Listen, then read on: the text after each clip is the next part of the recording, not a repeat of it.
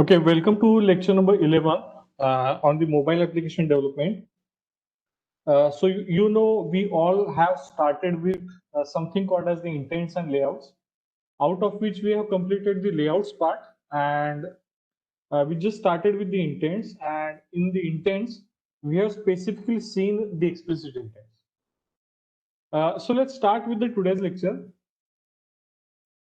Now, this is what we told about the intent communication. So when we have the intent, we said that with the help of intent, the multiple components can communicate with each other, such as two activities can communicate with each other by using the intents. Now, this is the abstract diagram we shown in the previous lecture. So if activity A wants to communicate with activity B, the activity will create an intent, and in order to start the activity B, it will call a method called as start activity. So that this particular intent will be handed over to the Android operating system. Then Android operating system will take that particular intent, and by looking at the information inside the intent, it will decide which particular component to be launched. Okay, so this is what the brief idea about the intent that we saw. Now, what the important thing we were looking at is how to pass the data using the intent. So we said that intent is not only about launching the activity from one activity or launching the other component from one component. It's about the communication. So if you want to transfer some kind of data from one component to another component, what you need is the intent, and what you actually need to know about this is how to send the data. So as we already said, to pass some information or data to the new component that you are launching via the intent, what you need is some method called as the put extra. Now, I already said the put extra method, it takes two parameters. One is basically a key, which is of type string, and the second thing is the actual data, which can be of any type. So you can of course send a data of any type. That is, you can send a data of type integer, float, character, any type. Okay. Just the thing is that you need to have the proper key for that particular data. So the key is something that identifies the data you have passed. Now, what we were looking at, how we can receive the information. So similarly, when you send the information by making use of put extra, you have to make use of get extra method to receive information. Now, before receiving the information from the intent, you need to get the reference to the calling intent. And how you can get it? We already said for that we have the method, and that method is called as the get intent. So just in order to be sure about whether you have understood it correctly or not, we'll try to take one more example. So we'll say we have the activity A, and what we had in activity A is basically a button. Okay. Now what we'll do here is we'll modify this code slightly. So what we'll have here is we'll take, or let's say we'll take an edit text. Now let's width will be a match parent, and height will be a wrap, and what we'll ask the user inside this edit text is, so let's say I'll be using the hint here as enter your name. Asking the user his name. Okay. Now what we need to do here is basically when we enter the name and click on go on the second activity, it should greet that particular user. Okay, it should greet that particular user. It should say, for example, good afternoon with the username. Okay, so let's try to add the ID for this particular edit text. So I'll call it as @ID. I'll call it as uname et. Okay, of course you can give Okay, but the naming convention that I follow is, since it's a username, I'll call it as uname, and since it's a edit text for a username, I'll call it as it. So once I see the ID, I'll definitely understand that this is the edit text for the field username. Okay, so this is what the naming convention or nomenclature rule I use. Of course, you can use any other rule as per your need. Now this is basically the uname edit text. Now whenever the user enter his or her name, okay, we need to take that inside some variable. We know the name will be of type string here. So that's why we need to take a particular name inside a variable called as string. Okay. Now you have to always take care about, you should use the same kind of components in XML as well as in Java file. Now if you see here, in XML file, I am referring the username with the help of edit text. Okay. If I want to refer this edit text inside a Java file, I need to use the edit text. But in Java file, that will be a class. Okay. So let's see how to do that. Now, since I'm going to refer the edit text inside a class, I'm going to create a field of type edit text. Okay. So let's say you can call it anything. So let's say I'll call it as name. Okay. So it's just an object of the class edit text. Okay. Now we have to map that edit text. Now we know name is the edit text object. We are going to map this the component which is present in an XML file. Now how to map this? We are going to map this by referring it through the ID. Now we know the ID for this particular edit text is PT. Okay. Now how to do that? For that, there is a very simple method. It's called as find view by ID. So it will basically find the corresponding user component, UI component based on the ID. So I'll call it as find view by ID. And here you need to pass the ID as a parameter. Here you are supposed to pass the ID as a parameter. Now how to do that? Simply r dot id dot, okay. So R stands for resources. ID is basically the thing which tells I'm going to refer that resource with help of ID. So ID is basically a static field from R class. Okay, no need to go into the technical details of that. We'll try to keep it very simple. So we can say that from the resources, I'm going to refer it through the ID, and we know the name that we have given is uname PT. Okay, so even if you type dot and I only type U, it will suggest me that particular ID. Okay, so uname ET, that's it. Now I have done the mapping of the XML edit text into the Java object edit text. Okay, now what the name I have given to this particular Java object is as name. Okay, now what I'm supposed to do here is, whenever I'm going to click on this particular button, I have to retrieve the text from this edit text and pass it to another activity So how I can do that? So whenever I click on this particular button, so what I'm doing here, whenever I'm going to click on this button, on click, call the activity as ABC. So if I click on this ABC, you can see this is the method get called. Okay. So what I'm going to do here, I'm going to retrieve that particular name from the text. So let's say string uname. Now we know the edit text we have mapped to the object whose name is name. So I'll simply write name dot. Now I need to find out a method which will return me the actual text present inside that. So I'll simply write text tex, and as soon as I write text, it will give me the hint, includes the term as text. If you observe here, here is one method available which is called as getText. Now the thing, getText method returns me the object of type editable. Okay, so let's accept this suggestion. So as you can see, getText assigning to string uname, it is giving me the error. The reason behind this is the getText method returns me the object of type editable. Now what to do that? Okay, now we know we use basically has the feature which will resolve some kind of errors automatically. So let's try to click on this bubble.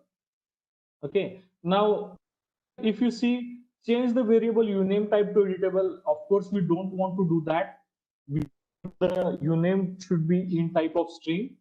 Okay, so we'll try to use the last suggestion. So we'll wrap this by using string dot value. So what it will do, the object editable, it will automatically convert it to string, and after converting the to string, it will assign the value to the string unit. Okay, now we know whatever the term that we enter inside our edit text, that will be available inside the corresponding string called as uname. Now we need to log activity B. So we can say intent I is equal to new intent, and we know the current activity is A. So A dot this, and the activity that we are going to launch, we require the class instance of that. So B dot class, and then we can call start activity, and as we see, we require the intent object as a parameter, so we'll pass it here. So start activity I. That's it. Now we need to take that inside the activity B. Now be careful here. Be careful here. So inside A, I'm going to pass the username as a data. So I can say I dot put extra. The key, I'll name it as anything. So let's say username, and the value will be present inside a string called as uname. So I'll simply pass the value as name of the variable, that's a uname, or name of the object, that's a uname. So I need to take here the intent reference by using a get intent. Now we know the value that we are going to get from this intent will be of type string. Now what I can say here is I need to assign it to the string. So let's say string n is equal to the calling intent. So the get intent returns some object I have stored into calling intent. So calling intent dot, I can say get, as you can see, get string extra will return me the string based on the value, based on the name of the key I pass as a parameter. So get string extra, and you can see here the term or the name of the key I'm using here, it has username. So I'll simply copy this and paste it here. That's it. Now I have mapped here it as a text view. What was the text view containing? So let me check it. So activity.xml, this was the data for the text view. So here I'll simply make it as good afternoon. Okay, and I need to append the username here. Okay, so what I'll do here inside the Java is simply the text view I have referred it with the text view. So I can say that text view dot append, I'll leave some space, and then I'll the term which I have stored inside the n, so which is nothing but the username. So I'll append directly the value of n here. Okay, so now let's try to run this code and see what happens.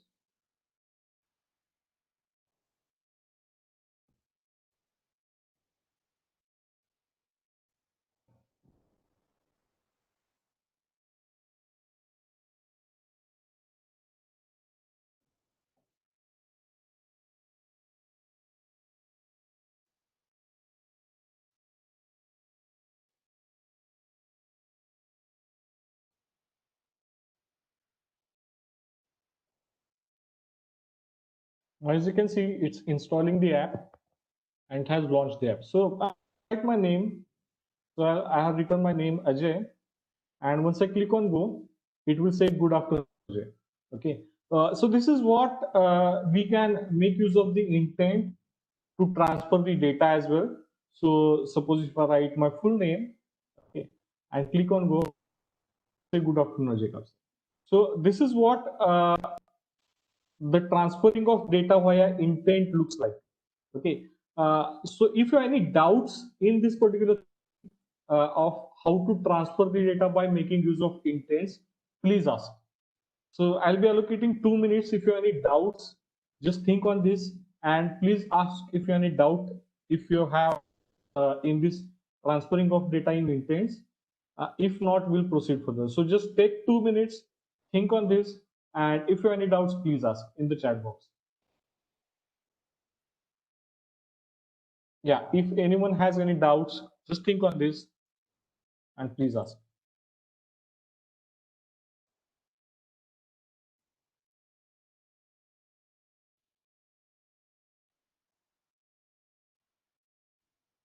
Okay, even if it is online lecture, I want to make this particular lecture as interactive so that I can understand what are the difficulties that you have with the concepts I'm covering. Okay, so if you have any doubts how to pass the information via the intents, please ask. If no doubts, we'll proceed further. Yeah, just give me the response in the chat box so that I can proceed further, or if any doubts, please ask me in the chat box.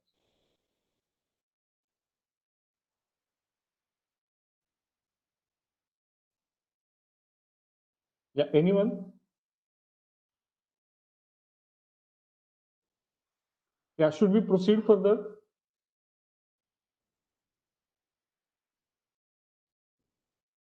Okay, I hope there is no doubt.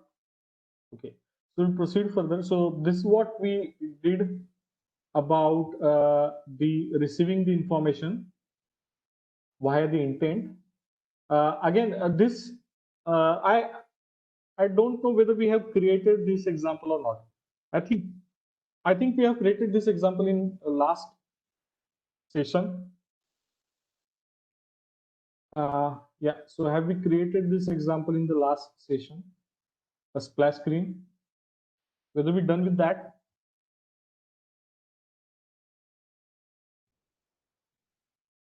Okay, just okay. So we'll go to the next part. Okay, that is called as the implicit intent. So we already said there are two types of intents. Okay, one is called as the explicit intent and another is called as the implicit intent. So explicit intent we saw. Okay, so the explicit concept was really simple. So it means in explicit intent, you know which component you are going to launch. Okay, so if you see this example here, I know the data should be passed to the activity B. So I was creating the object in such a way that A dot this, B dot class. Okay, so I was knowing what will be the name of the class file. Okay, that is nothing but the B dot class. Okay, to which I'm going to transfer the data. Sorry. So I'm going to transfer the data. So that was called as the explicit intent. I was mentioning the name of the class, or I was mentioning the name of the destination component explicitly. Okay, so that's why it is called as the explicit intent. Okay, now there is something called as exactly opposite, that is called as the implicit intent. Okay, so what do you mean by implicit intent? When the name of the target component, okay, so we are going to transfer the data to other component, but we don't know the name of the target component. In that case, the intents which are useful to us are called as the implicit intent. Okay, so since we don't know the name of component, how we are going to launch that component? Okay, because the name we don't know. Okay, so how we can launch that particular component? By giving some additional information. Now, which are the additional information is there? Such as the action that we are going to perform, or the kind of data we are going to operate on. Now, based on this additional information, the Android will choose the best component to launch. Okay, so what was happening inside the explicit intent? We were choosing which component is going to handle our data. Now, in case of implicit intent, we don't know which component is going to handle the data, but we are specifying what kind of data I have and what kind of operation I want to perform on my data. So I'm going to provide two kind of information, the type of data I have and the kind of operation I'm going to perform on my data. But I'll not provide the name of the component here. Okay. Now, if I provide these two additional pieces of information, okay, the Android OS will choose a proper component for us. The Android OS will choose a proper component for us. And this is what we are calling it as the implicit intent. Now, can anybody tell me in which particular case or scenario the implicit intent will be helpful? Just anybody? Can anybody tell me in which scenario the implicit intent will be helpful? Just type in the chat box. If you get any idea, just type in the chat box.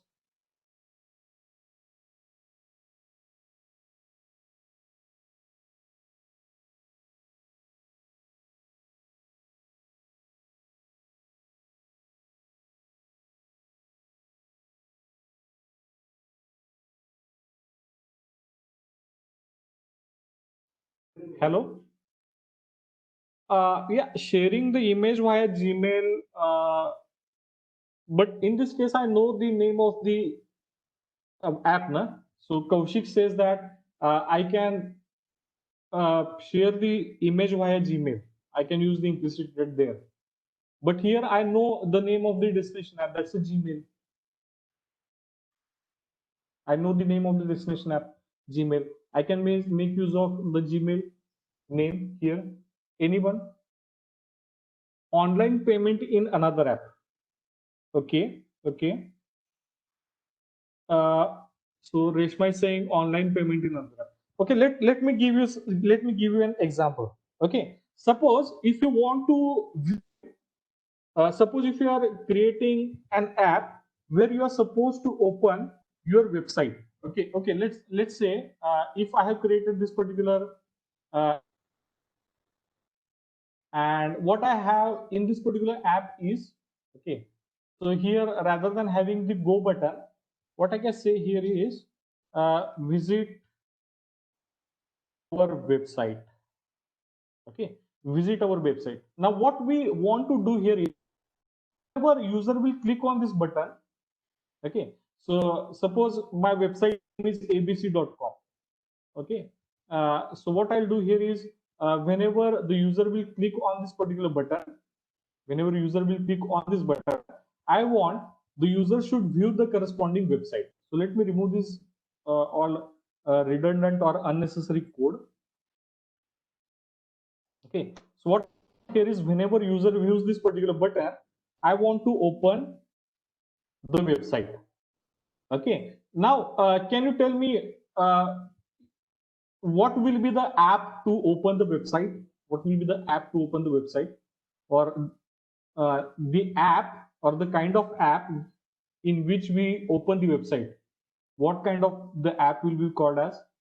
Okay, these apps are generally called as what? Browsers. Exactly. The apps will be called as the browsers. Now the thing is, I know the website will be opened in a browser. So let's say string, my website is suppose kitcuk.in. My website is kitcuk.in. This website I want to open in the browser. Okay. Now, if I want to open that, suppose if I create that intent. So let's say intent I is equal to new intent. And suppose if I call a dot this and something called as let's say firefox.class. Okay, exactly the class name will not be present as it is, but something like that, firefox.class.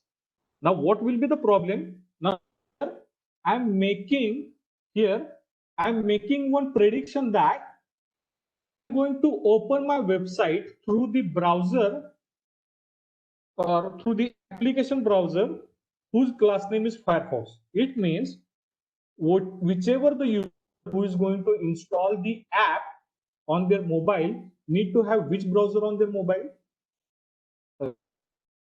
Can you tell me? So in order to open the website by installing the app on their phone, every phone need to have which browser installed on their mobile? Exactly, the Firefox browser. Okay, since I have hard coded the class name here as the Firefox, each and every user for opening the website need to have which browser? The Firefox browser.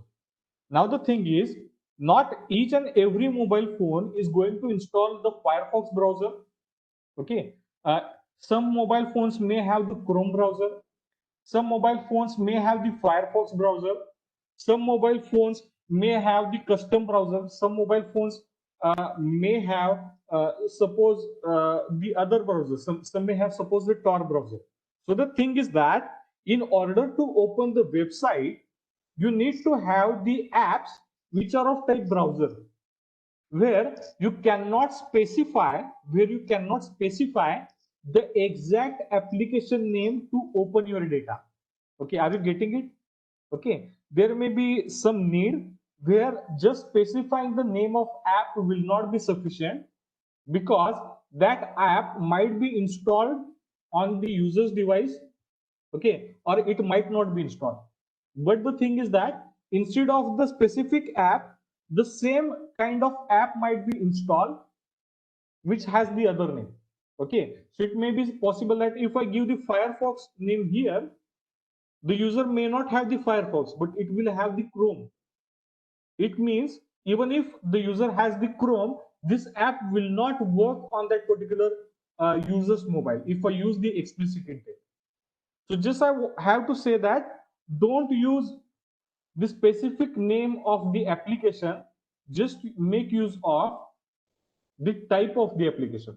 Okay, so here I'm supposed to use the implicit intent. Okay, so let's try to see it here. So here I'll just say that I want to open a website. Okay, now based on that, the Android will choose which will be the best application to view the website. Okay, suppose someone has Firefox installed, it will suggest the Firefox. Someone has Chrome installed, it will open the Chrome. Suppose someone has installed the Tor browser, it will automatically open the Tor browser. So here, no need to specify the name of the destination app manually, but you need to specify what kind of data you have and what kind of operation you are supposed to do. And based upon that particular information, the Android OS will choose a proper app for you. So I think this idea is clear about the implicit intent, the difference between the implicit intent and explicit intent. In explicit intent, you need to specify the name of the target app. In implicit intent, there is no need to specify the name of the target app, but you need to specify the operation and the data you are going to perform. Okay, and the Android OS will choose the target app for you. I think this is clear. Somewhat idea is clear about this implicit intent. It will be more clear when we see the example. Okay, I think it is clear. Yeah, just reply or anything doubt you have in the explanation.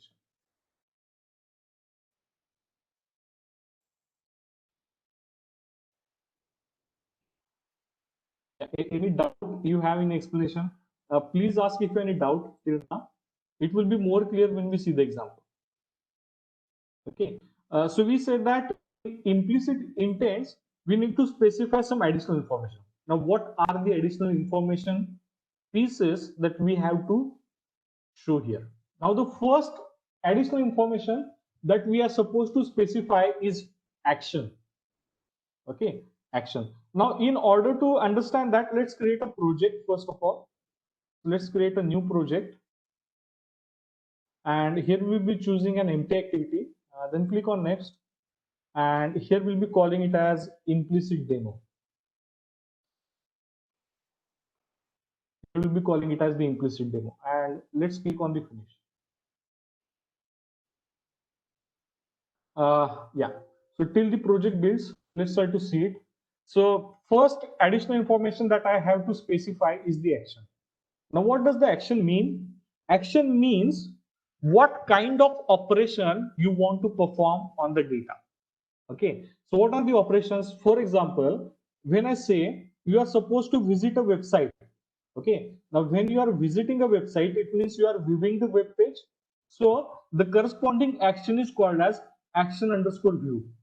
Now, always remember every action is basically a string field inside the intent class. Now, how this field is given? The corresponding field is public. The corresponding field is static. It means you can use the action without creating the intent object. Then this action is constant because we have the keyword final here, and every action is in form of the string. Okay, now since it's a constant, you can see all the letters of the actions are capital. Okay, now let's try to.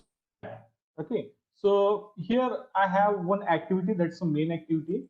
Now what we'll have is inside the main activity, I'll modify this particular text view to the button, and I'll call this simply button as simply go. Okay, now whenever user will click on the button, I want to create an intent. So for that, as usual, we are going to write on click attribute, and here I'll create some method. Okay, so let's name it as sum. Okay, now we know this particular method is not available, so that's why we'll create on this particular balloon, and we'll click on create some method inside main activity. So when I click that, it will create a method with the name sum inside the main activity. Now,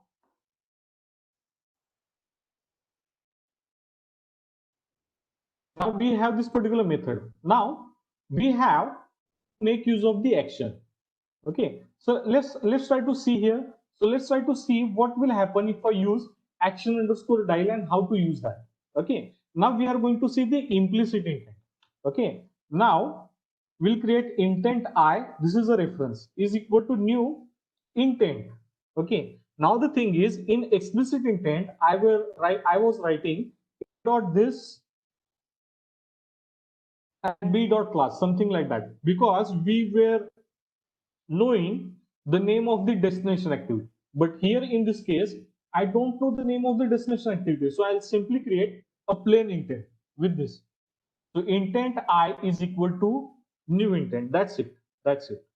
Okay. Now what I'll do here is I dot set action. Okay. So in order to set the action, the corresponding method is available called as set action. And how to invoke that? The intent object dot set action. Now we have to set the action as what? Action underscore dial. And since it's a static field of the intent class, it can be called with the class name. So we can say intent dot so class name dot, and we'll just write a dial, and you can see here is the so action underscore dial is basically a string field which is of type static inside the intent class. So action underscore dial. That's it. And now what we'll say, start activity, and I'll pass this intent as a parameter. That's it. Okay. Now let's try to run the code. Okay. Let me launch the device here.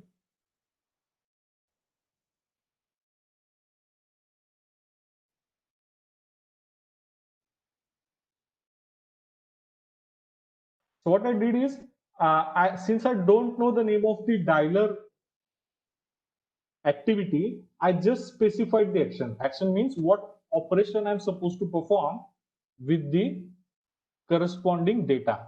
So I just specified the action as action underscore dial. Let me open the device view first.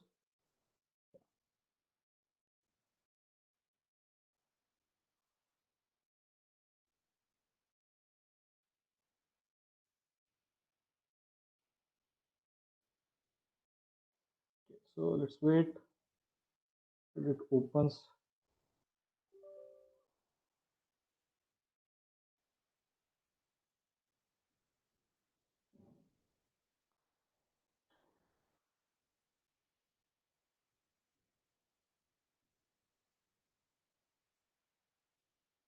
Yeah. As you can see, our app is launched now. And once I click on go, what's happening? Yeah. So once I click on go, what's happening here? Can you see the device window here? Are you able to see the device window?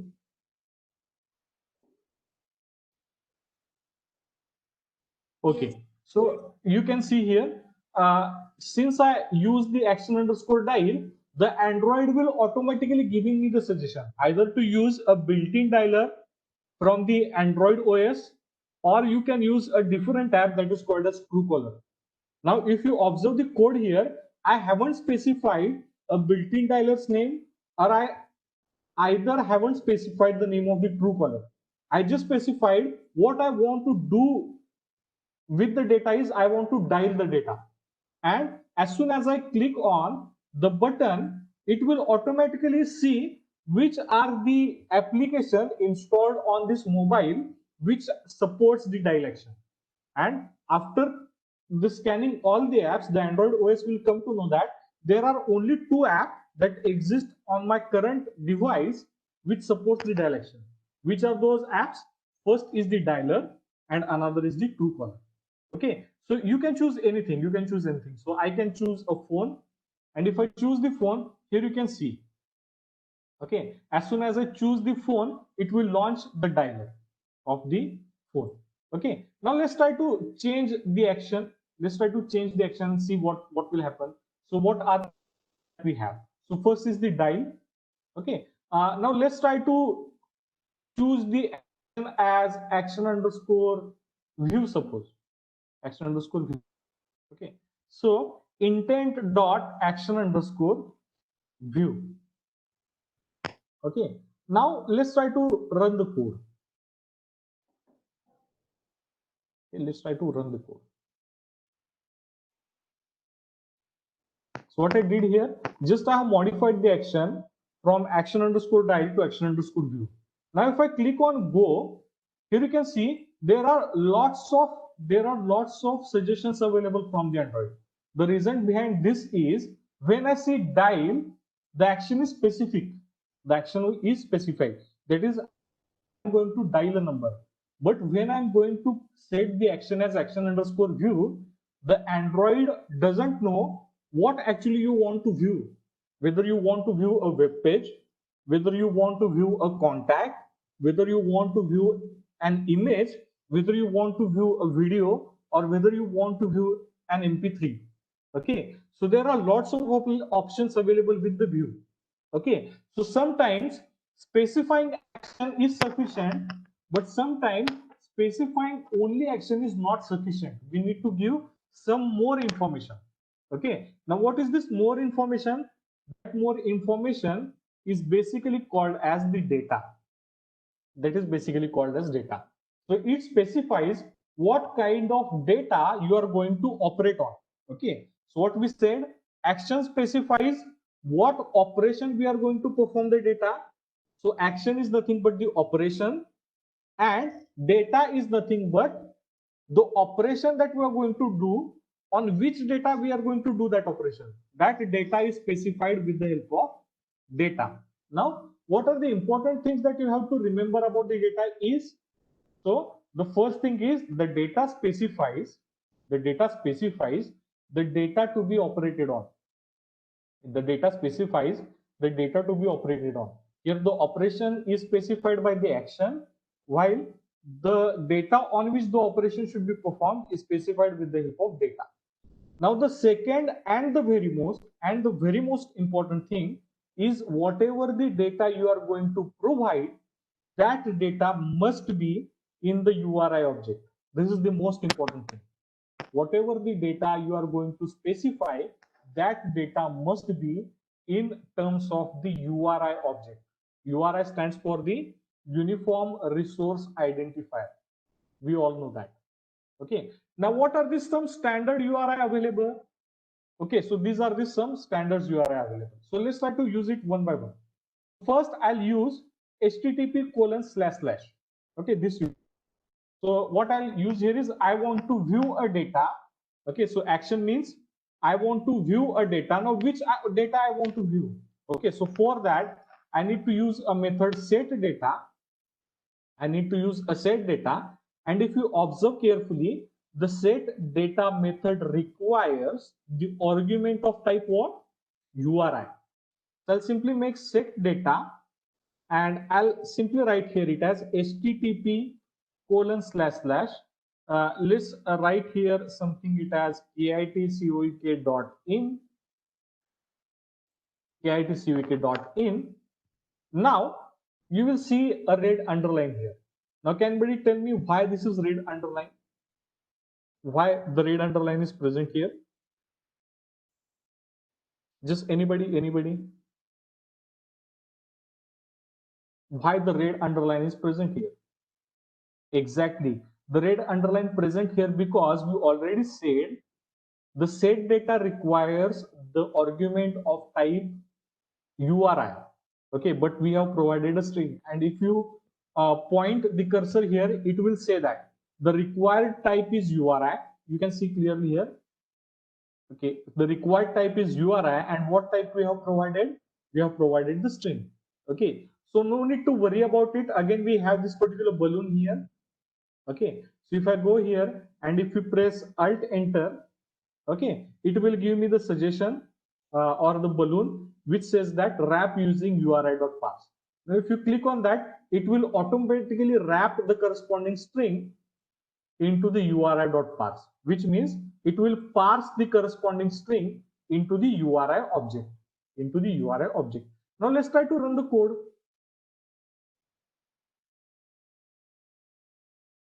Okay. Now can anybody tell me whenever I click on go, what kind of application will be open? What kind of application will be open? If I click on go, what kind of application will be opened? Exactly, because yeah, I think Kaushik and Vaibhav, only 2 people are attending this lecture. Okay, I'm not getting reply from others. Exactly. So I want to view a data which starts with something called as HTTP. Now we know in order to handle such kind of application, we have only one kind of application, such kind of data, we have only one kind of application, that is nothing but the browser. So if I click on go, okay, so let me check what has happened here. So intent dot, let me run it again.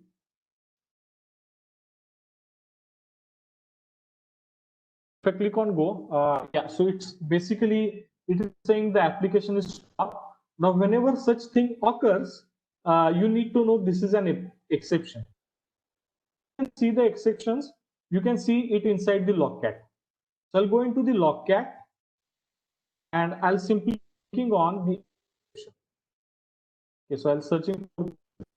Now let's say what it says, the exception, as the exception is present at this particular line, main activity dot java line number 23, and yeah, URI is, you're right, URI is a class. So it's saying that, okay, let me check the error, that no activity found to handle this kind of data. Yeah, so the problem is, yeah, so this is exactly, this is the problem. Can anybody see that for the HTTP I have typed mistakenly T 3 times? It should be HTTP. Yeah, so it should be HTTP. So that was the mistake. Okay, now if I run this again, you can see that if I click on go, it will automatically open. It will automatically open the website for the KIT. Okay. So as you can see that it will open the website for the KIT. The reason behind that is based upon the action and the data, it will automatically choose the best application for that. Okay, now let me give you one more example. So what I'll do here is I'll just modify the, so I'll keep the action same. Sorry, I clicked the Chrome. Okay, what I'll do here is I'll keep the action same, but I'll try to modify the data. Okay, so I mistakenly opened the browser. Let me close this. So I'll keep the action same, but I'll modify the data. So for that, I'll use geo colon.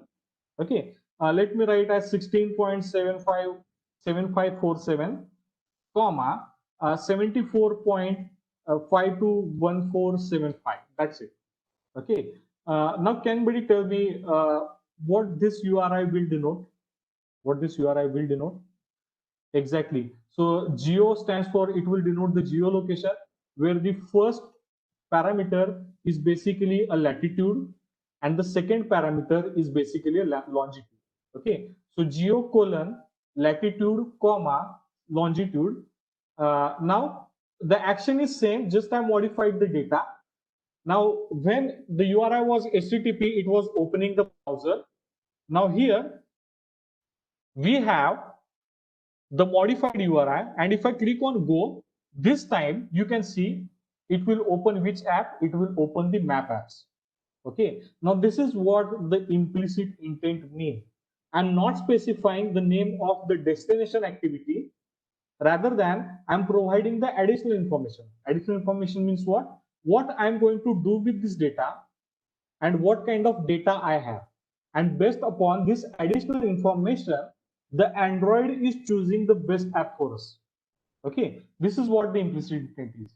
Okay, so let's try to modify somewhat. Now here, I'll modify this from the geo. Let's try to modify it to the content colon contacts. Now this is for the contacts. So let's try to modify it. So what I'll do here is content colon slash slash contacts slash people slash, you have to give the ID of the people. So let's say the ID is 7. It means you have to open the contact from the contact list whose ID is 7. Now I don't know what will be the ID or what will be the contact with ID 7. So let's try to see that. Okay, so if I click on go now, you can see it will open the contact whose name is something called as Subhas Sawant. Okay, now the thing is, I have opened the contact just for view purpose. I have opened the contact just for view purpose. The reason behind this is I'm using the URI of contact and I'm using the action as view. Now let's try to modify the action as edit. Okay, so you can see here when I was using action underscore view, I was opening the contact just for a viewing purpose. Okay, now just try to modify the action from action underscore view to action underscore edit. Now let's see what will happen here. Now once I modify action from action underscore view to action underscore edit, if I click on go, yeah, so it will say it will fail to open the editor, but most of the times this will work. Let's try to see some other information, other ID. Let's try to run that by modifying the ID. Yeah, so it is saying it is failed to open the editor. Okay, let me check what error that is generated. But before that, there is one doubt, I think. Yeah, yeah. So there is one doubt. Yeah. So Kiran is asking, can I open the gallery by using action? Yes, you can open it. Yes, of course you can open it. So for that, I can say action underscore view. Okay, action underscore view. Now here, I don't know what data, but you can specify the additional information that is nothing but the type. Okay. So if you don't know the data, okay, you can specify the information, the type of data that you are going to use. Okay. Now the type of data is nothing but the MIME type. Okay. I think you know the MIME. Yeah. So what does the MIME stands for? MIME, it basically stands for the multipurpose internet mail extension. So it is used to support the different kind of non-ASCII data. Yeah. So anyone knows that? It is basically used to give the support for a non-ASCII data. Okay, so here I can specify the MIME type. Now, how to set the MIME type? By using the method called as set type. Okay, so Kiran Patil has asked the doubt on the gallery. So here, to open the gallery means I'm going to view the data. Okay, now for a gallery, generally the data will be of type images. Okay, so I can say that I dot set type as I'll say that image slash JPG. Okay, so it means I want to view a data of type image slash JPG. Okay, now we know in order to open the data of type image slash JPG, we have only one application, and that is nothing but the gallery. So let's try to run this and see what happens. Yeah. So if I click on go, yeah, I think there is one problem. Yeah, let me see it. Is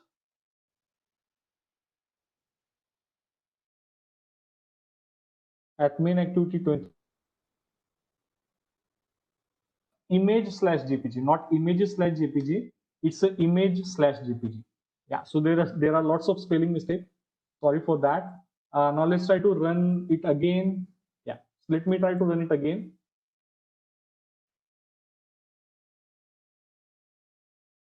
Now we have run it again. Now let's check the result.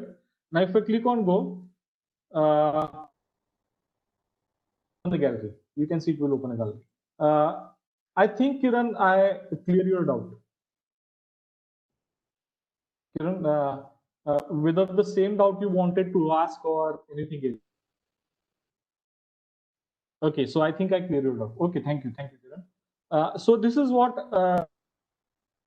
when we'll change the data, when we'll change the type, and when we'll change the corresponding action. So let's try to come again previous section. Let's try to see what are the different combinations are possible. If I want to send an SMS, let's say if I want to send an SMS, now can anybody suggest me what will be the action?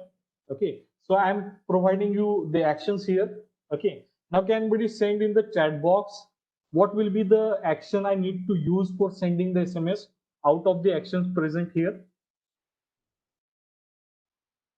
Now when to use action send and when to use send to? Yeah, there are two actions available here. There is send also and there is send to available also.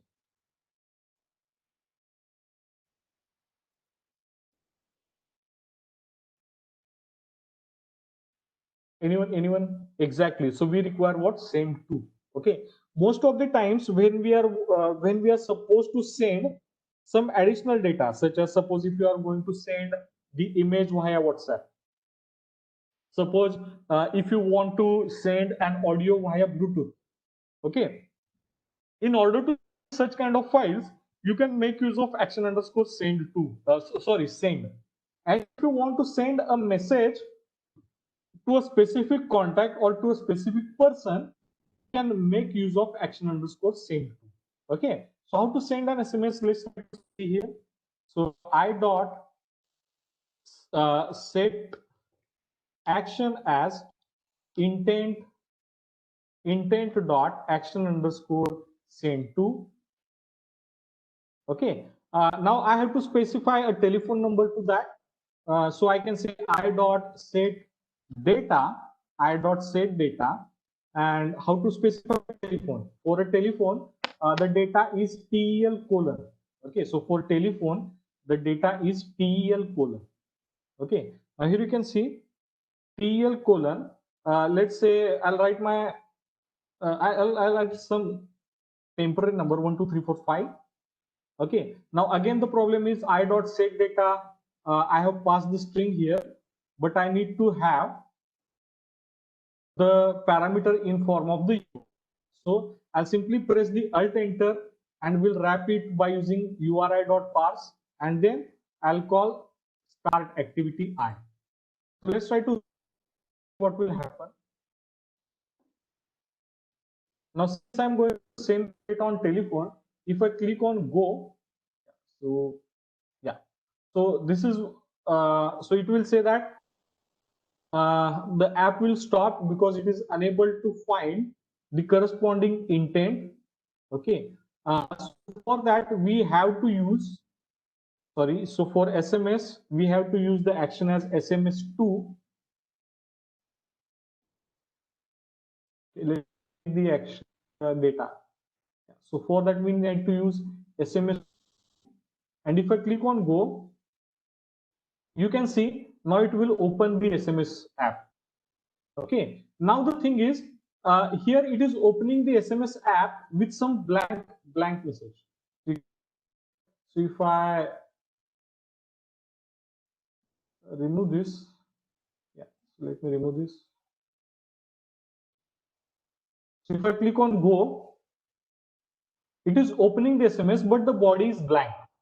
Now, if you want to set the body for that, you can set it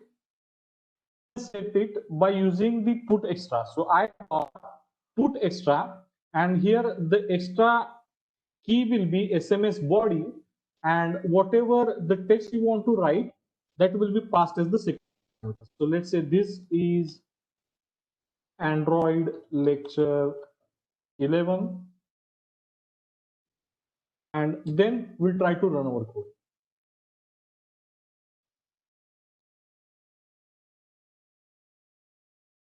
Okay, now if I click on go, it will open the SMS app to the corresponding number, but it will add the contents here.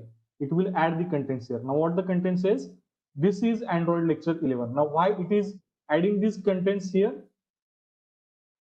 Okay, the reason behind this is we have given the extra here with the key as SMS body. So it's a predefined key which says the SMS body. Yeah, so can we send that content? I haven't understood your question, Vaibhav. Can we send that content?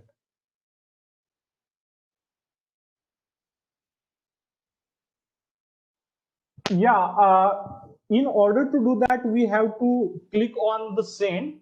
Okay, if you want to send the SMS in the background, you have to use one service that is called as the SMS manager.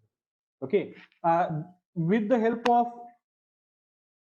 with the help of the intents, you are not able to, you will be not able to send the SMS in the background, but for that you need to use the SMS service. Yeah, so there is one more question from Kaushik. What is the difference between API and implicit intent? I think there is a big confusion that you have. So API is nothing but it's basically you have some code, and in order to call that particular code, uh, you get some methods to call that particular code. Okay, implicit intent is just a concept where you can actually call some built-in applications. Okay, API is nothing but it's a application programmable interface. For example, suppose if you are building some applications where you are supposed to give the information about recent prices of gold and silver. Okay, so you know there are metals, gold and silver metals, whose price uh, gets on changing every day or every minute. Okay, now you want to provide that information through your app. Okay, now what we'll have here is they will have some kind of server where they will be keep on updating the prices of gold and silver. Now you have to fetch those prices from that server and you have to display in that your app. Now how you are going to fetch the prices that they are updating on that their server? Okay, it can be done via the API they are providing. Okay, so whatever the other programmer has done, if you want to call those services, you can make use of the APIs. Okay, in case of the implicit intent, if you want to call some another built-in application in your device, you can make use of the implicit intent. The implicit intent means Android will be choosing the app or the proper app for you which is built in your device or which is existing in your device. But APIs means if you want to call some other service which is on the internet, which is written by some other programmer, okay, by making use of some kind of coding, then this is basically called as the API, application programming interface. Okay, I think I have chosen the good example for the giving the example of API, that is getting the prices of gold and silver. Let me check whether I can choose any proper example for that. I think I have given the proper explanation. I don't know whether you have got it or not, but I think I tried my best from my side. Let me think whether any uh, best example I get from the internet or not. Okay, okay, okay. Thank you for that. Thank you, Kaushik. I think our time is over. So whatever the examples are there for the implicit intent, we'll try to cover in the next lecture. Till then, keep practicing whatever things that we have studied in the today's lecture. You have to practice sales, because whatever the things we are studying, these things are the real time. You can build your real time application by using these things. So keep practicing these things, and if you get doubt, please ask me. Please ask me. So I think we'll be stopping here for today. Next time we'll see some more examples on the implicit intents, and we are going to start with the new concept that is called as the broadcast receiver. So for today's lecture, thank you. Goodbye.